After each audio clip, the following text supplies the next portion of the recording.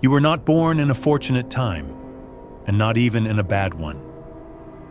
You were born in the wrong year, a year when the land still bears fruit, when grain grows as it always has, when the sun rises on schedule, when the rooster crows in the morning, as if the world still works.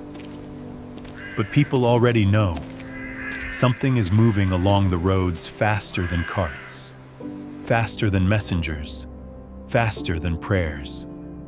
You are a peasant, and today, you will live one life during the Black Death.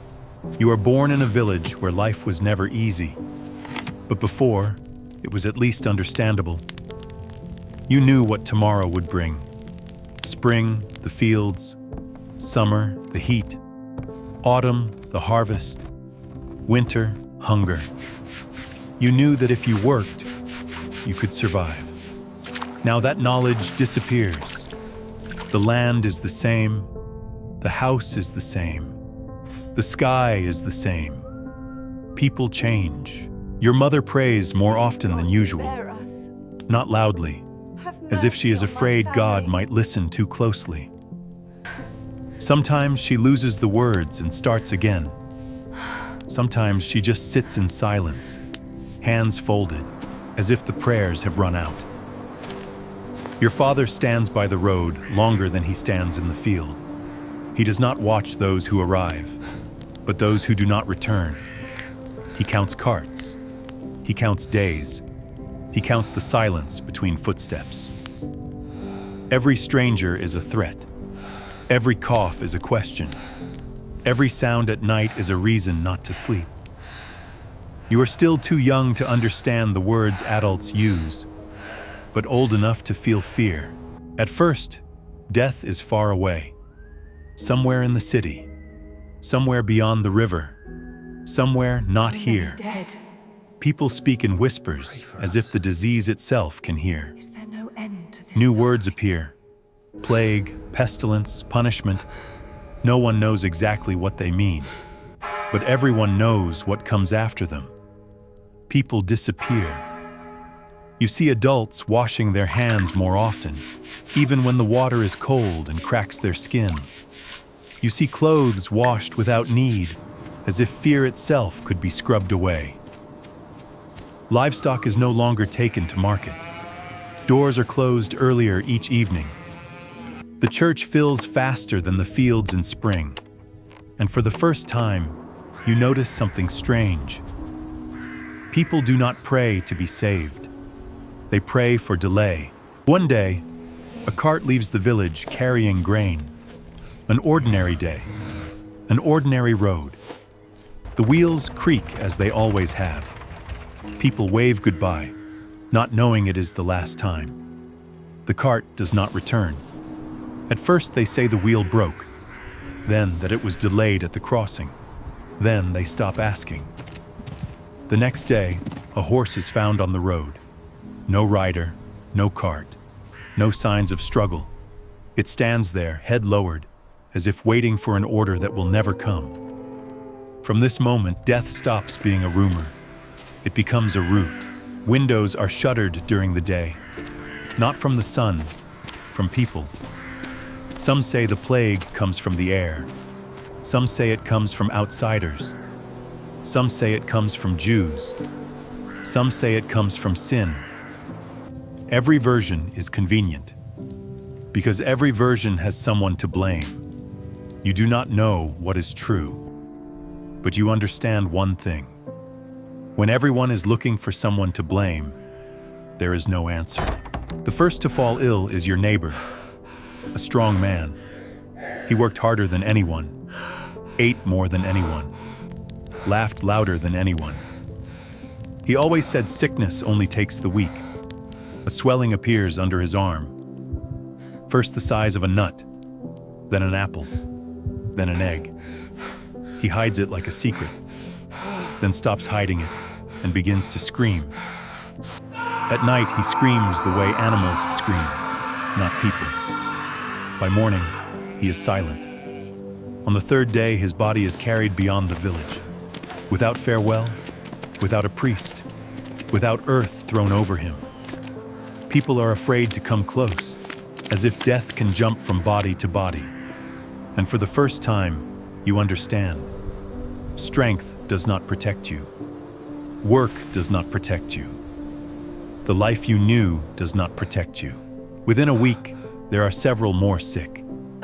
You see bodies darken. You see skin covered in spots.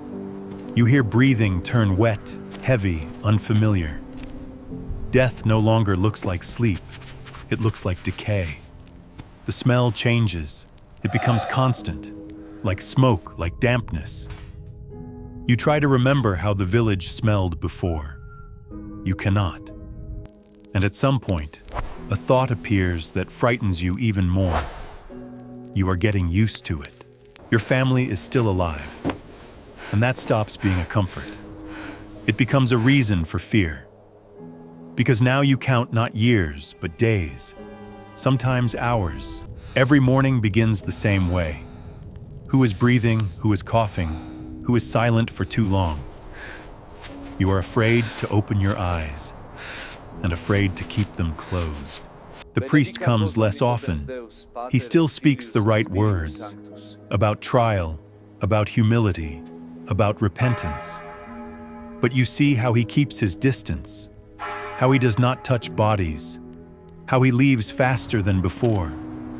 Even the one who should not fear death is afraid, and that is the most frightening thing of all. One day, a child dies. Not an old person, not the sick, not the weak, just a child. And in that moment, the village understands what it did not want to admit. No one is protected. Not faith, not age, not obedience. If the plague chooses, it does not follow rules. People begin to vanish, not because they die, but because they leave.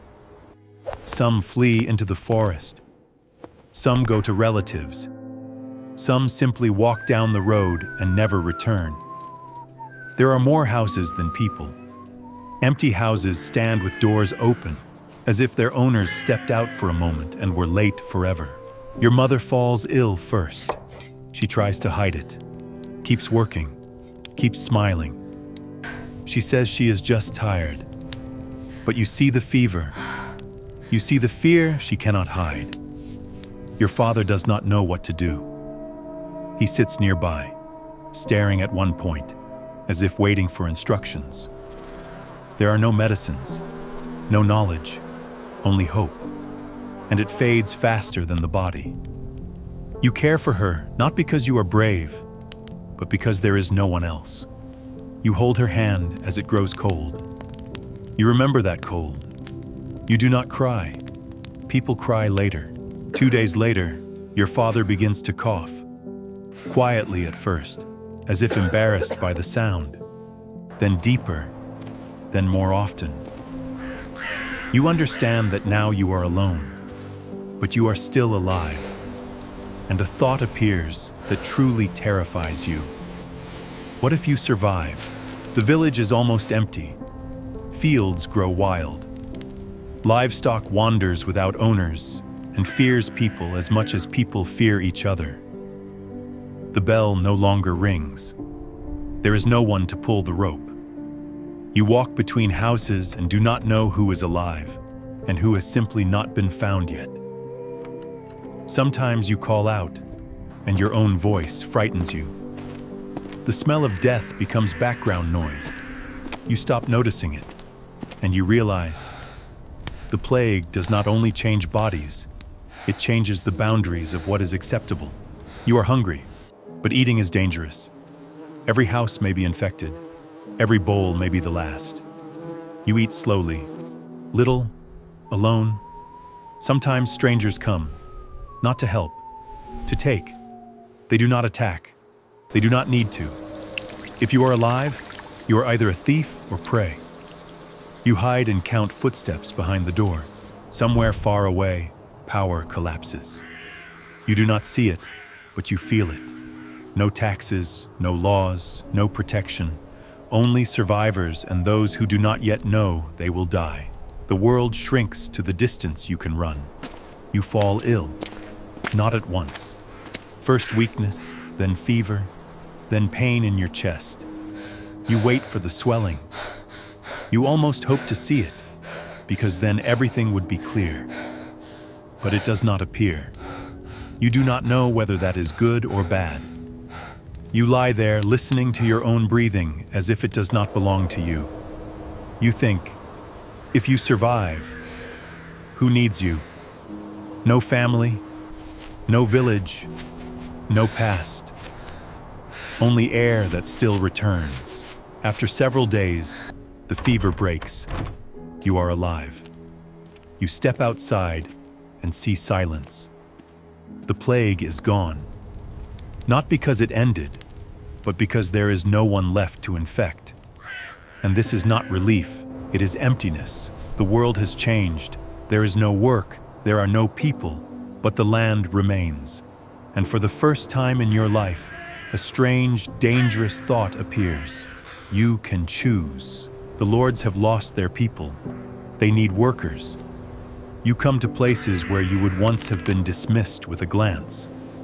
Now they ask you, how much do you want? You do not understand the question at first. No one has ever asked you that. You name a price at random. They do not strike you for it. They only sigh and nod. You no longer beg. You bargain. You are not free, but you are valuable. But the price is too high. You live among ghosts. You work fields where bones lie beneath the soil. You build a new world on top of the old one, without burying it. Sometimes at night you think you hear the old village, voices, laughter, the sound of life. Then you realize it is only the wind moving through empty houses. You survived, and this is not a victory. It is just a fact. The Black Death did not destroy humanity. It destroyed the familiar order, and you are part of that. You were born a peasant during the Black Death. You lost everything and gained a possibility. But you would never have chosen this exchange. Would you want to survive in such a world, or die together with the old one? Write your choice in the comments.